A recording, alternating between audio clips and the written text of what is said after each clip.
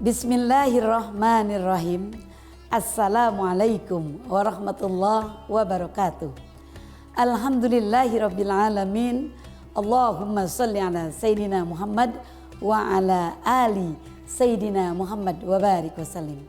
Pemirsa yang dirahmati Allah, kita memasuki hari kedua menjalankan rangkaian ibadah Ramadan. Mau diterima atau tidak diterima, kembalikan kepada Allah Subhanahu wa taala. Tentunya sebagai seorang muslim, sebagai seorang mukmin, kita berharap dan memohon kepada Allah amal soleh kita diterima oleh Allah Subhanahu wa taala. Tentunya pertanyaan-pertanyaan ini pasti akan ada pada setiap kita, terutama kita sebagai seorang mukmin, sebagai seorang muslim.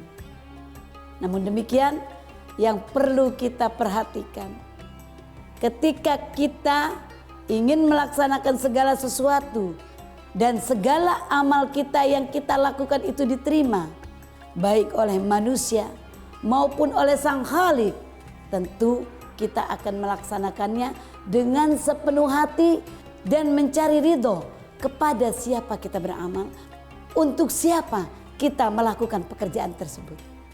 Tentunya semua ini diawali dengan dasar niat, innamal a'malu binniyat wa innama likulli imri'in ma nawa. Segala sesuatu kita awali dengan niat kita. Apakah niat puasa kita tulus hanya karena Allah, atau puasa kita karena ikut-ikutan saja, atau bahkan puasa kita karena malu? Tentunya semua ini kembali kepada kita, kembali kepada diri kita, dan kembali kepada hati kita. Untuk itu semua, bagaimana kita mengetahui amal ibadah kita diterima oleh Allah Subhanahu wa taala? Bagaimana ciri kita mengetahui amal kita diterima? Yang pertama, tentu yang harus kita ketahui adalah apakah ibadah kita didasari oleh ilmu atau tidak. Tadi pondasi awalnya adalah niat. Niat yang baik, niat yang ikhlas karena Allah, tidak ada pamrih dari siapapun, maka niat itu adalah lurus. Semuanya lewat karena niatnya bagus. Yang kedua adalah ilmu. Apakah kita melaksanakan ibadah itu ada ilmunya? Fa kullu man bighairi ilmi ya'malu a'maluhu mardudatun la tuqbalu. Apa saja yang kita lakukan, yang kita kerjakan, yang kita perbuat, dilakukannya dengan semangat tetapi dengan tidak ada ilmu, sia-sia. Mardudatun la tuqbalu. Ilmu menjadi penting, pengetahuan untuk melakukan segala sesuatu baik di dunia maupun untuk akhirat. Ilmu, pengetahuan menjadi syarat utama selain niat.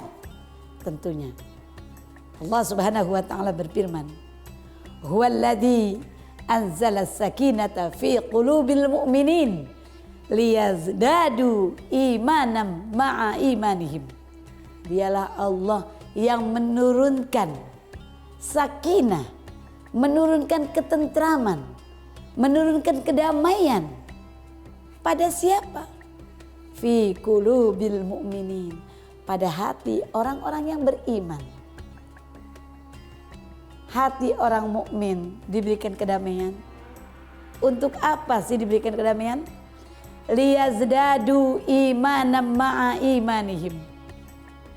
Dengan kedamaian itu, ketentraman itu, ketenangan itu, maka menjadi bertambah iman-iman mereka yang memang dasarnya iman itu sudah ada.